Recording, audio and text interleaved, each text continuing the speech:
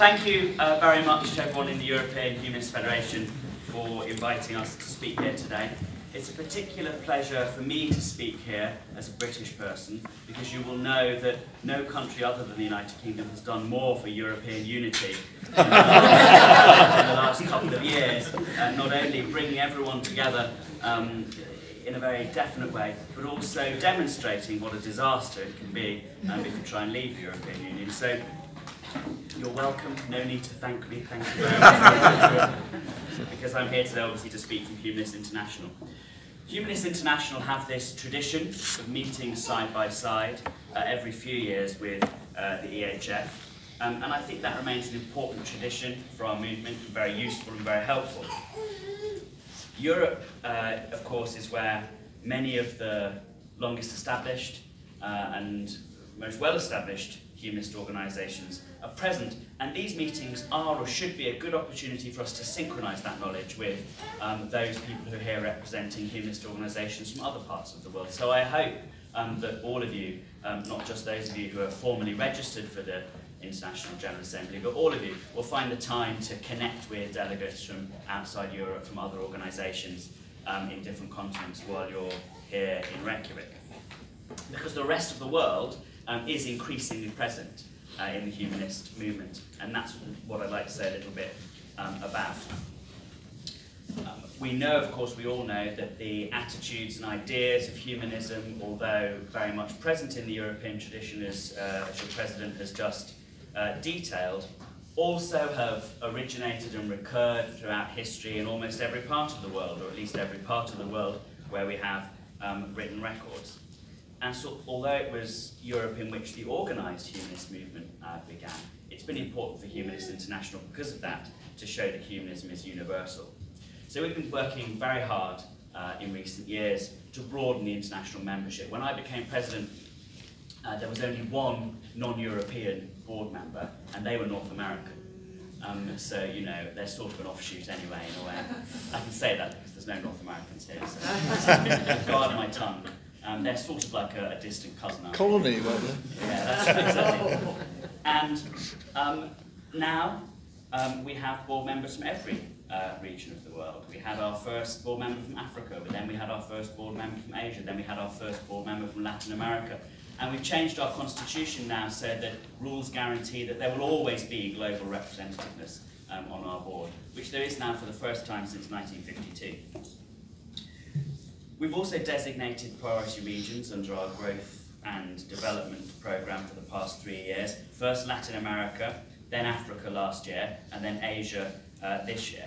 We've introduced new grant funding programmes and events focusing on bringing member organisations from underrepresented regions into the movement, helping them to develop. And this work has paid off. We've doubled our membership in each of those priority regions in terms of organisations every time that we've designated a region, which I think has been a remarkable achievement for our staff. Of course, and I understand this, there's endless work for humanist organisations in Europe, whether it's pushing on key ethical issues, finding connections with other humanists, helping humanists in Europe to find personal development, self-fulfillment, campaigning for secularism, exposing democratic deficits, and increasingly, as you've just heard, and of course I agree with completely, forming part of the resistance to demagoguery and resurgent nationalism, populism, whether far right or far left, or in religious guises. And I would just like to say that from an international perspective, and I was on the board of EHF for some years before moving to Humanist International, from an international perspective, I've really grown to understand that as we engage in these challenges domestically in European countries and regionally through groups like EHF, we should really be cognizant of Europe's place in the world. Because like it or not, Europe is looked to for inspiration and best practice by humanist organisations around the world. It's European democracies, our laws, even our social norms, which have often served as models for the world, which continue to set social norms. There are lots of problems with this, of course, but it's also unavoidable. And it poses a challenge to us all. I think that because of it, we need to think about Europe's role in the wider world, our global influence, And this is where Humanists International, working directly with our European members and in cooperation and partnership with the EHF, I think has a place in conveying norms and criticisms and ideas and challenges back and forward between Europe and the rest of the world. So I look forward to closer cooperation with EHF. It doesn't just occur every few years at the General Assemblies held together like in this one, but is a more ongoing, dynamic and constructive relationship and platform between the two of us. We've begun in the last few months, and we intend to expand in the coming year, a new programme of work that will help our members in Europe to grow and develop in the same way that we've long provided funding and support for organisations in the global south to grow and develop. And we're doing that because we think that Europe has a future, not just a current role, but a future role as an inspiration and a standard for humanist organisations in other parts of the world. For a very long time, Humanists International has concentrated on bringing humanist organisations who are right at the bottom of the ladder, or right at the beginning of their development, up to the first rung, or sometimes the second rung. But we think there's also a role for us to bring organisations that are very near to the top, which is Norway, of course, very close, close to Norway even, and help them up to maybe even surpass Norway one day.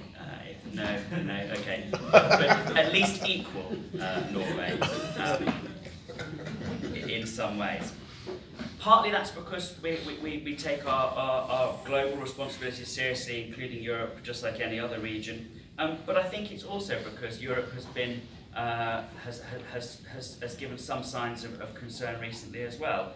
Even in Europe, as we've heard, there's no guarantee that the values of enlightenment and liberty and humanism cannot be eroded. Nations can backslide towards narrow-minded nationalism and division. And we who work in humanist organisations, I think, have a serious role to play in that battle. None of us is a caretaker.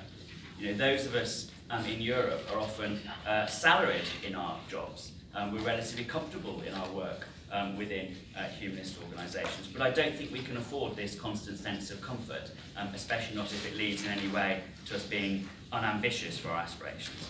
If we lead humanist organisations and we're standing still, then I think the lesson from Europe at the moment and around the world is that we'll be overtaken. We can't just think business as usual, we can't just think this is a job. We should concentrate on championing our causes and growing our organisations. And I think in this respect, as in all the others I've said, if you can find the time this weekend to meet with people from the Ugandan humanists, or people from the Guatemalan humanists, or people from humanist organisations in Nepal or India or Malaysia, places where they face real struggles in even existing as humanist organisations, you'll find not just an opportunity to support them in their struggles, you'll find also an opportunity, I think, to reignite your own inspiration and to learn from them. Because this traffic, in humanist terms, is not just from Europe to the world. We can learn and be inspired by organisations in other continents as much as we can give stuff to them.